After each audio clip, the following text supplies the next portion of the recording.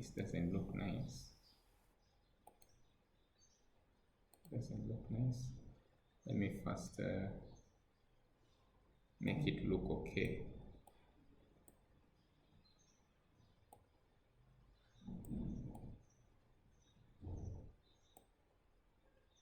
Make it look okay.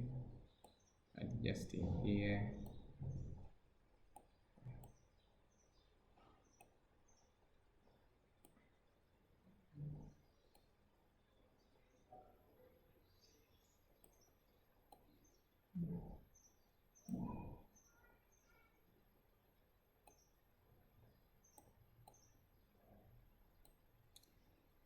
Just 1 minute. I don't know why it is not looking okay here.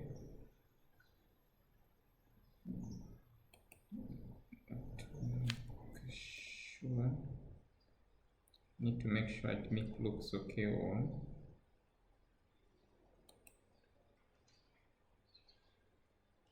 Looks okay. Exit.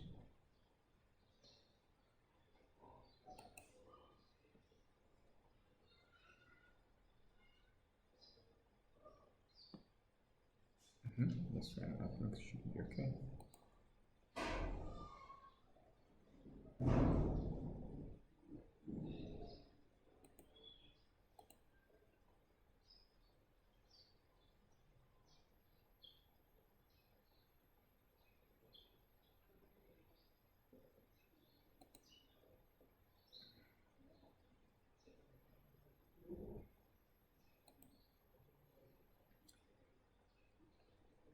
All right, so yesterday we looked at health data. We say that health data can be gotten from a number of sources. It can be that we directly go and collect this data actively, that is primary sources of data, or we analyze data that has been provided to us by the health facility and it was collected for another reason. But we can go there and ask for this data and analyze it, and that is what we call secondary health data. We also looked at the epidemiological data that we get because of surveillance systems that we have about notifiable conditions in the communities. We also looked at the different ways in which you can access health facilities and look at the kind of services they're offering, the infrastructure they have, and the uptake of services, utilization rates, what are people saying about the health services. Okay, so we also looked briefly on what we call mortality data and morbidity data. So today we are continuing with that same discussion, but today we want to look at the quality of this data. Quality data is very important, and we are going to see in which ways is quality data very key in planning. We will also look at how do you detect that this data is of good quality or not. Okay, and then we'll see what are the different errors that can arise in data. Okay, and then what do we have to put in place to make sure that the data that we collect is actually of good quality. So that's the discussion we are going to have.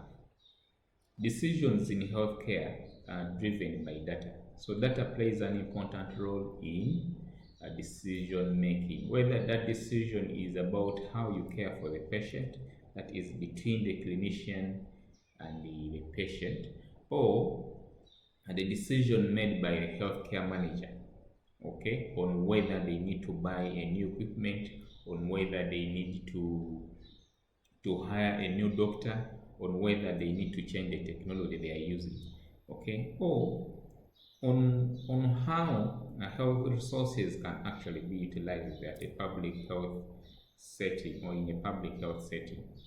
So you see that health data becomes very, very pertinent in healthcare decision-making processes. And if you also link this to the module that you looked at, quantitative decision-making, which was one of the modules that you actually looked at last semester.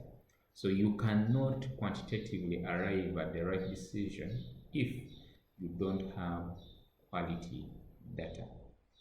Okay. Now, still, we want to emphasize the difference between data and information. Data is what we call raw facts about health. Okay, health data is raw facts about health aspects. It could be vital signs, it could be utilization of health services, it could be the number of patients visiting the facility, it could be the beds that are occupied by patients, it could be inpatient, the numbers for inpatients, the numbers for outpatients, it could be anything. Okay, that is data. But when you add context to it, or you add meaning to it, okay, then you get what you call information. So for example, if we say that if I go to your facility and then you take my blood pressure and then you say your blood pressure is 90 over 70, okay, what does that tell you? That figure is meaningless if it does not tell me that I am having low blood pressure, or I am having high blood pressure, or I am having blood pressure that is within the norm. Okay, within the normal range. So when you add meaning and context to data, then it becomes information. We can basically say that processed data is what we call information. Facts or statistics, because if for example you measure my height and then you determine my height to be 2 meters, that is a statistic. Okay, so that figure does not give you meaning if you don't compare it, or if you don't give the context to it. Okay, and the knowledge that we have comes from data together with information. So data and information are the building blocks for the knowledge that we have. Okay, so for example, for you as a healthcare managers, you'll be interested in how many patients are we having. You don't want to have, for example, 50 beds, and on average, you're only having 3 patients that are being hospitalized, inpatients. So one of the indicators you'll be interested in is what we call bed occupancy rate. So the bed occupancy rate, whatever figure you get is meaningless until you compare it with something. Okay, if you say the bed occupancy rate is 79, is it in a week, in a month, is it in a year, is it a particular department, is it the whole hospital? What is it really? Okay, what does it? So if you don't provide the context, that figure, it does not mean anything. So if you say that the bed occupancy rate is 79%, and then you go ahead and say that this is way above the average bed occupancy rates for the different hospitals within Juba, then that means that your hospital is doing well. Okay, but if you have 79% and yet the average bed occupancy rates for hospitals in Juba is about 85%, then you will know that you're not doing well. So giving that context provides more insights on what perhaps you need to do. That is there. So if you don't have the right data, you will not arrive at the right decision. So usually, if you poorly collect your data, you will not get very good information for you to rely on. Okay, so we use the concept of garbage in, garbage out. Garbage in, garbage out, meaning that if you collect the data poorly, you get poor processed data, which is basically information. Okay, so it is very important that you have the right quality of data. That's the emphasis there. So errors usually come in data. These errors we can categorize them into two: systematic errors or random errors, and we are going to look at each of these. When there is a problem, which we are calling a flaw, okay, when there is an error within the system itself, then you're going to have inaccurate data points. Okay, that is what we call systematic errors. So that means that these errors are actually reproduced. They are easily to reproduce, and they are predictable. You can easily notice them within the system that there is an error here. It's easy to prevent them if you are keen enough. So here we're going to look at the three causes of systematic errors: data definition issues, system design flaws, and then inadequate data management. So let's look at each of these and see what they really mean.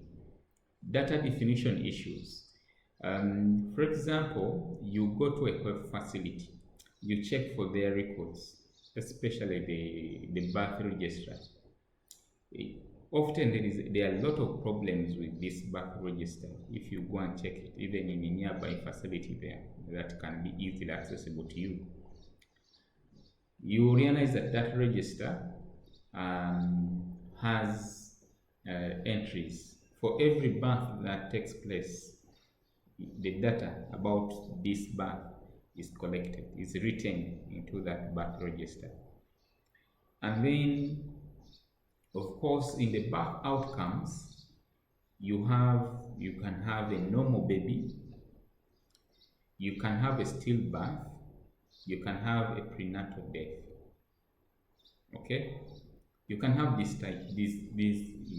in the categories of birth outcomes. So if the person does not know what a stillbirth is, does not know what prenatal death is, then you're going to have problems. Okay, we are not going to know where to enter what. Okay, so for example, what is a stillbirth? If you can tell me, what is a stillbirth?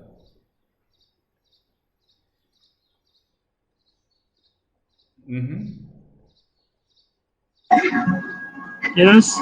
Can I wait? Yes, go ahead. So stillbirth, it is a baby born when it is dead. Yes, the baby is already died in the womb. What about a prenatal death?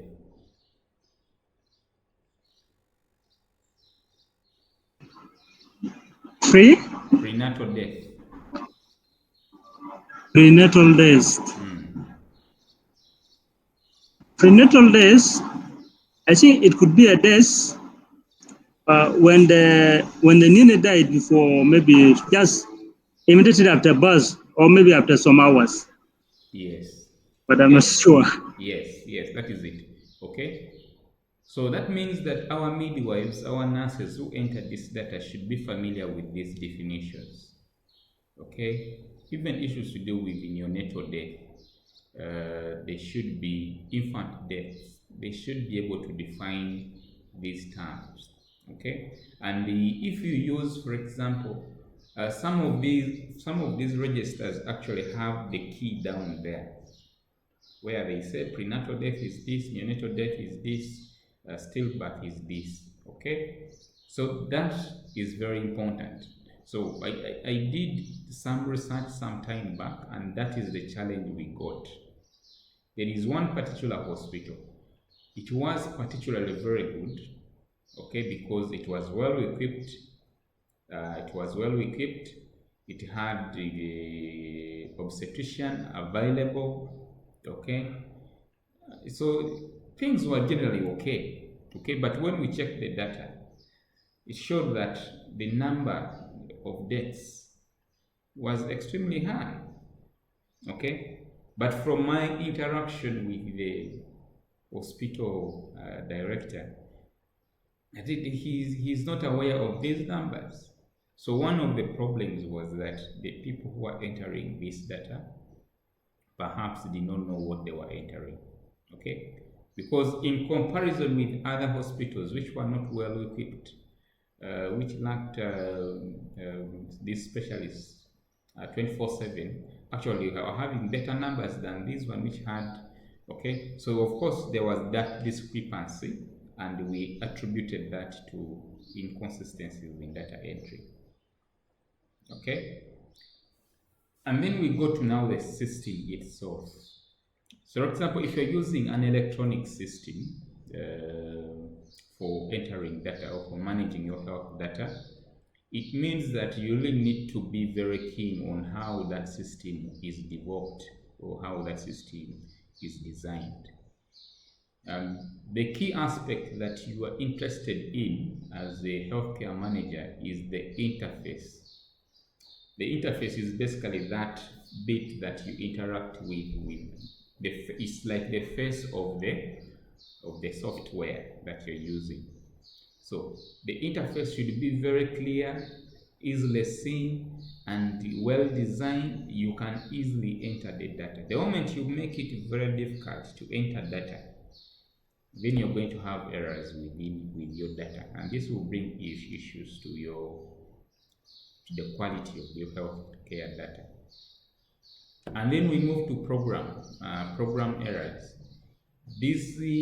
Of course, these softwares they are programmed, okay, and of course, if they are not well coded, coding is these softwares are made through codes. So if the code that was used to make this software are not well written, then you have program errors.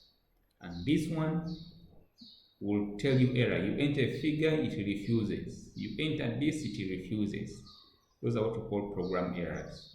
Okay, so you could have the right data on your sheet, for example, and you want to enter it there, and it gives you errors.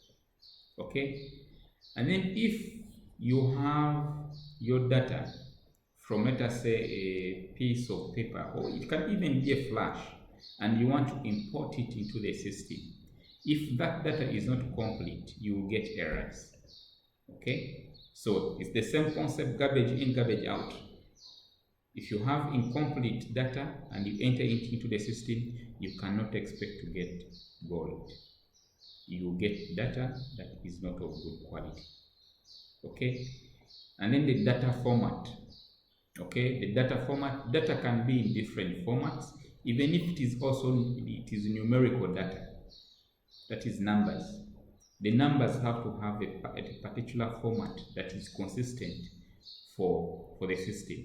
The moment you change, if for example the system accepts 2 decimal points, and then for you enter 3 to refuse, or you enter 1, it will refuse, because that is not the appropriate format for it. Inadequate data management. Okay, you need to have in place what we call checks and balances. You need to be able to conduct data checks to identify errors or inaccuracies. Okay, if you don't have quality control over the way data is being handled, then you're going to have problems. So it is very important that you keep this data in check. You employ people, or you use again, you can still use systems, computer platforms that can check for missing data inaccuracies here and there. That's very, very key. So we move to the second category of errors. These are the random errors. We are humans and we make mistakes, and they can happen anytime. You can read 13 and you read it as 18, or you can read it as 15. That is a human error. It can happen by chance.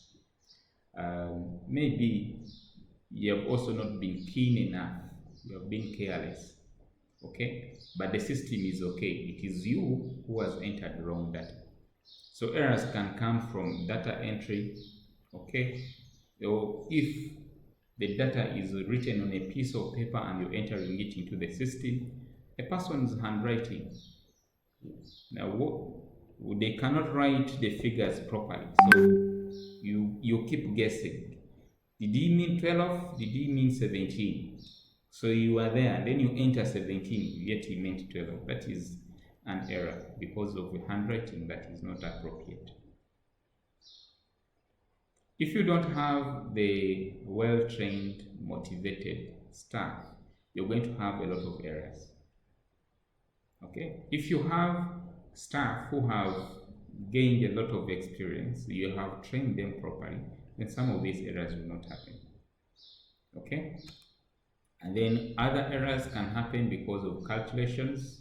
If you are the one adding manually, there is a risk for errors, but that does not mean that the systems also cannot make errors in adding. So you need to be very careful. Okay, so having known the sources of errors, what do you need to do to make sure that your data is clean? One of the concepts is what we call standardization, and we shall have a full lecture on standardization, or what we call health data standards, or health information management standards. We shall have a lecture on that. But basically, when we talk about standards, we are referring to the fact that the way we enter data should be uniform, such that people can easily interpret what you have entered into the data, or what you have within your data system or database. If I cannot interpret the data and using the standards that are well known globally, and I cannot interpret your data, I can't get to know what you are communicating. It means your data is not standardized. So it is very important to have standardized data. Okay, so standards are very important. Standards in documentation of data are very key. Use IT, that is information technology tools, okay, to do the data cleaning, data validation, and also still that human component is very important. If you don't have that human component, you still have issues. Okay, that means that the humans, the balance between humans and systems and computer systems needs to be there. You cannot rely 100% on computer systems. So the humans can be in check to see that things are appropriate. You need to employ staff that are qualified, that you have to retrain over and over again, such that they master how to manage health information. For every data that you have, provide context to it, because it gives meaning to the data. If you have data that does not have contextual information, you lack meaning. So use the appropriate tools for data analysis and processing. So healthcare standards is what I had earlier on talked about. Make sure that you use standards that conform to international standards. But if you are to use your own organizational standards, then you need to take into consideration why you are actually collecting that data and what are you going to use it for. Okay, so standardization or data standards may be contextualized to individual organizational needs, and this you need to make sure that you understand why you're doing what you're doing. But otherwise, following the normal standards could be the ideal thing.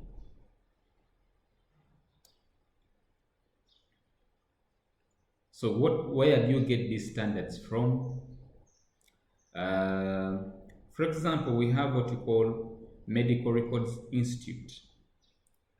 It provides the principles for healthcare documentation.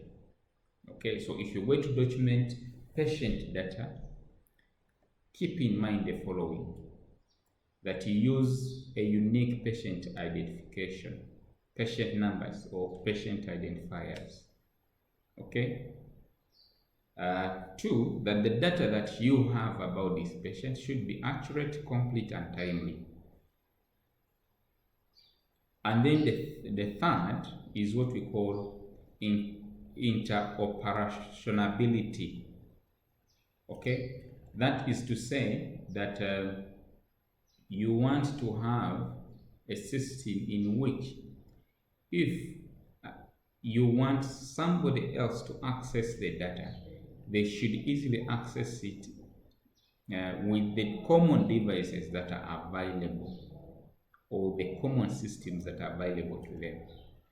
Okay, if you make a health data information system that does not work on most of these devices, then you're going to have difficulties in exchanging data.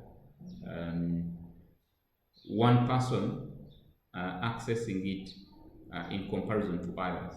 Okay, if for example the data cannot be easily accessed on a Windows computer, then it means very few people have computers that are not Windows, that are not using Windows operating systems. Okay, so that is what we are talking about.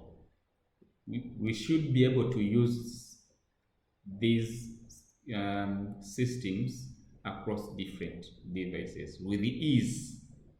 If I use an Android phone and I cannot access the system because the phone is Android, then there is a problem. Okay, if I have Android and then another person, for example, has iOS, then if we are going to say that the system can operate across all systems, then it should be able to work on Android and also on iOS. That's what we term as interoperationality.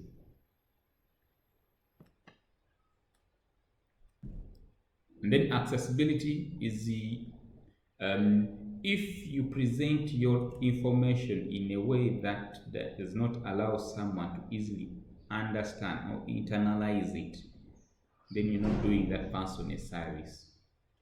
So the users should easily find what they want in ways in which they can easily understand it and in ways in which they can easily use it.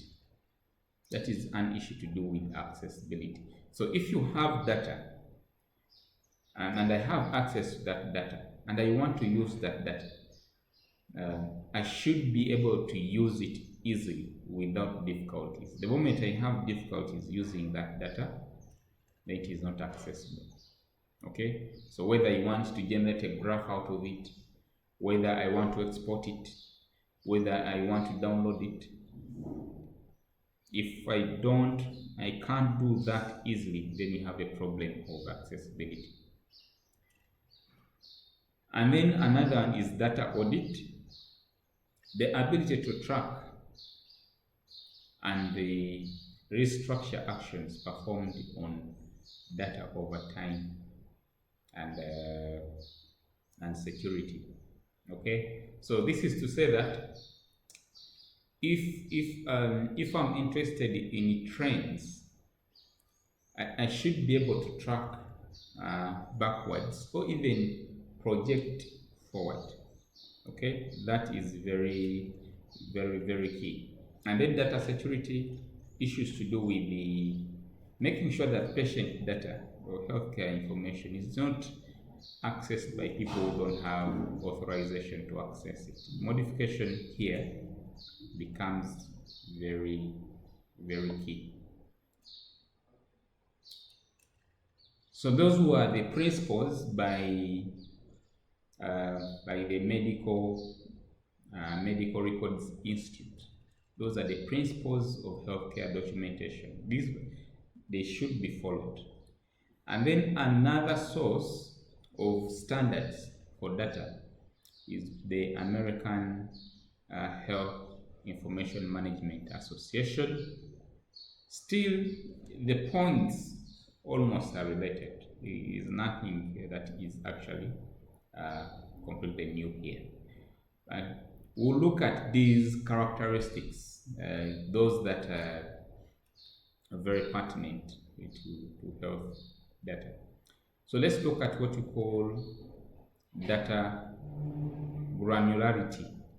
Okay, that is to do with how detailed the data is. Okay, if you don't enter data in units that are appropriate, then you're going to have problems with interpretation, analysis, and other aspects, especially analysis. So for example, if my name is John Smith and you're collecting my names and you're entering it into the system, if you enter John Smith as one element, then that is less granular. That is to say that you have not actually split it into more details, whether to put my John name as the first name and then the Smith name as the last name. Okay, so in a system that is more granular, those names have to be put in separate, have to be entered separately as separate elements. Okay, that is very key in data analysis. Okay, it's the same thing with how you enter the birth date into the systems.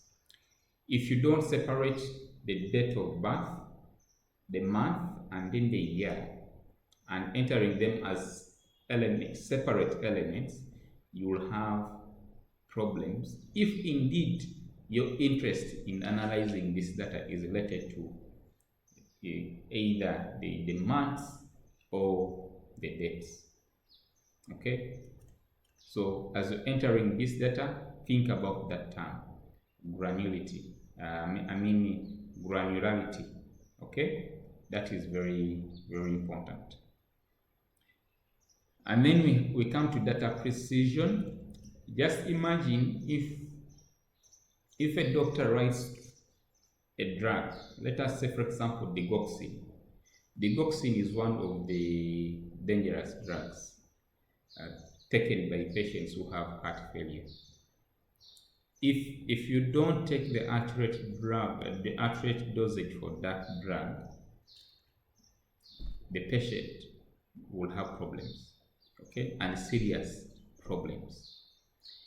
So if the error in the dosage is by 1 ml or even less than a ml, you're going to have problems. That means that having the precise dose becomes very key. Okay, now this is the same thing we are using in data. We are saying that if you don't enter precise data, if you measured, let us say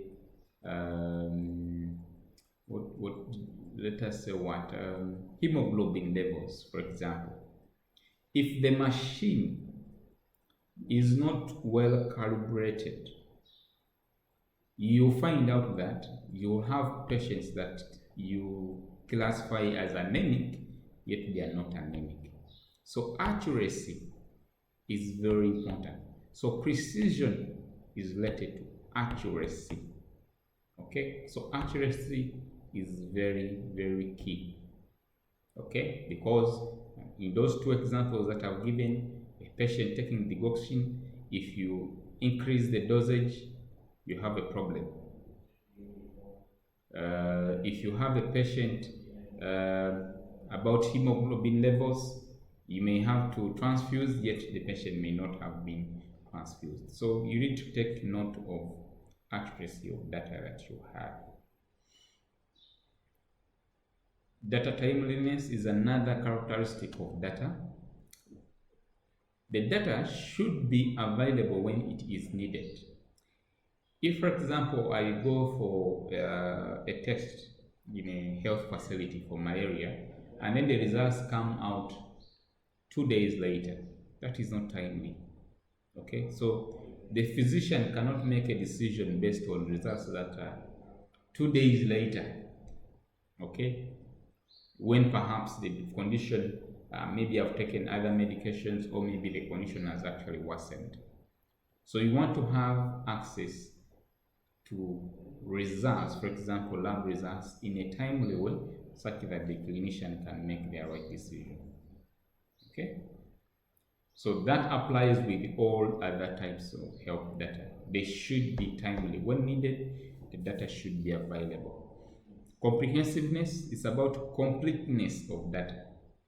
Okay, if you have data that is not complete, it means that some elements are missing and you cannot make a decision. Okay, so comprehensive data about, for example, a patient who has, let us say, chest pain, you have to look at everything. Okay, you need to look at the history, you need to look at the medications they're taking, you take the physical exam, you take them for x-rays, you take them a lot of things. Okay, such that you have comprehensive information for you to make a decision on the diagnosis and treatment. Relevant data. Collect information that is actually needed. Don't collect information that is not needed in that particular case. That's the point. Avoid irrelevant data because you're using resources and yet it is not going to help you. Consistency, the format in which you collect that data, or the format in which you enter it into the system, these are very key. You cannot measure, for example, if you measure blood pressure, you're going to use millimeters of mercury as your units. Okay, if that is what you're going to use, consistently use that. The moment you change to other units and within the same kind of data set, then that data is not consistent. Okay, so make sure that you have consistent data to avoid any confusions that can arise. Accuracy, I cannot overemphasize that. I already talked about that earlier on. The use of ICT is very important because it can help us in addressing some of the issues that we have talked about. It helps us to identify issues to do with data completeness, helps us to make sure that we don't have to bother with the handwritings of the physicians, because they just type in the information and you can read and interpret and then do a lot of things. So using ICT is very key in data, improving data. And then we have an issue to do with unstructured data. Unstructured data is, for example, of course, you have the patient who comes in to the doctor, and then the doctor can scribble some things, and then this information is given to you. This information is not actually structured. Okay, so it is very difficult for you to, for example, enter it into the system. Okay, so it has limitations to do with completeness, to do with the whether all this information that you have is actually very relevant to the case, the patient case that is being handled, or things like that. So using structured data is what is very important, and most of busy electronic medical record systems now actually have provisions for entry of structured data only, not this qualitative unstructured data. Qualitative unstructured data is what gives us challenges to do with issues to do with comprehensiveness, detecting relevance, and also issues of consistency.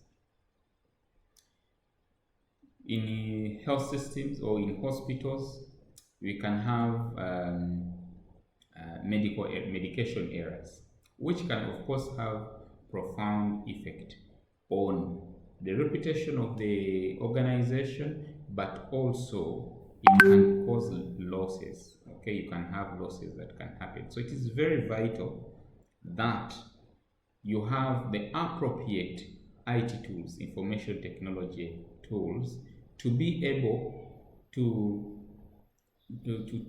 have this medication data entered in a structured way and checking for any errors that can arise. Okay, so we can have medication administration systems as one of the computer systems that can be employed in a health facility to be able to detect these errors and rectify them. So that marks the end of the presentation, where we are focused on quality in healthcare data, and we have emphasized the errors that can happen and how we can mitigate them. If you have any questions, you